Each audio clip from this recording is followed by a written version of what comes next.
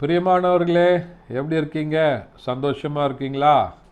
நிச்சயமாகவே நீங்கள் சந்தோஷமாக, மகிழ்ச்சியாக, ஆசீர்வாதமாக இருக்க வேண்டும் என்று சொல்லி ஆண்டவருக்குள்ளே உங்களை வாழ்த்துகின்றேன். ஆண்டவர் உங்களை ஆசீர்வதித்து வழி நடத்த உண்மையுள்ளவராய் இருக்கிறார். தொடர்ந்து இந்த நிகழ்ச்சியை பாருங்கள், மற்றவர்களுக்கும் அறிமுகப்படுத்துங்க. உங்கள் மூலமாக அநேகரை ஆண்டவர் ஆசீர்வதித்து மகிழ பண்ணுவாராக. இந்த நாளில் ஒரு அற்புதமான ஆண்டவருடைய வார்த்தை என்னன்னு சொன்னால், ஏசாயா தீர்க்க தரிசன புத்தகம் அதனுடைய 42ஆம் அதிகாரம் 1வது வசனம், அதனுடைய நடுப்பகுதி இப்படியா சொல்கிறது: என் ஆவியை அவர்கள் மேல் அமர பண்ணினேன், அவர்கள் புறஜாதிகளுக்குள்ளே நியாயத்தை வெளிப்படுத்துவார்கள் என்று சொல்லி சொல்லுகின்ற வார்த்தையை பார்க்கிறோம். தேவனாகிய கர்த்தர் இஸ்ரவேல் ஜனங்களை பார்த்து சொல்லுகிற வார்த்தை, என்னுடைய ஆவியை அவர்கள் மேலே அமர பண்ணுவேன் என்று சொல்லி, இந்த வார்த்தையை கேட்டுக்கொண்டிருக்கிற உங்களை பார்த்து இந்த நாளில் ஆண்டவர் சொல்லுகிறார், என்னுடைய பரிசுத்த ஆவியானவரை உங்கள் மேலே அமர பண்ணுவேன். பரிசுத்த ஆவியானவர் உங்கள் மேலே வந்து அமரும்போது உங்களை ஆண்டவர் பரிசுத்தப்படுத்துகிறார், பாதுகாக்கிறார், உங்களை வழி நடத்த உண்மையுள்ளவராய் இருக்கிறார்.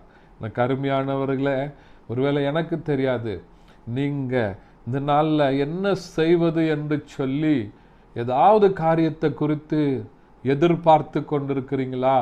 எங்கேயாவது போகணும், என்ன செய்வது என்று சொல்லி யோசித்து கொண்டிருக்கிறீங்களா?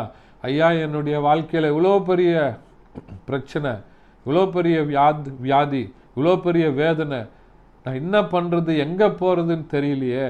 ஐயா, எனக்கு இவ்வளோ பெரிய தேவை வந்துச்சு, ஒரு திடீர்னு ஒரு பெரிய செலவு இருக்கிறது, திடீர்னு ஒரு பெரிய எதிர்பார்ப்பு இருக்கிறது, நான் என்ன செய்வது அப்படின்னு சொல்லி ஏங்கி கொண்டிருக்கிறீங்களா?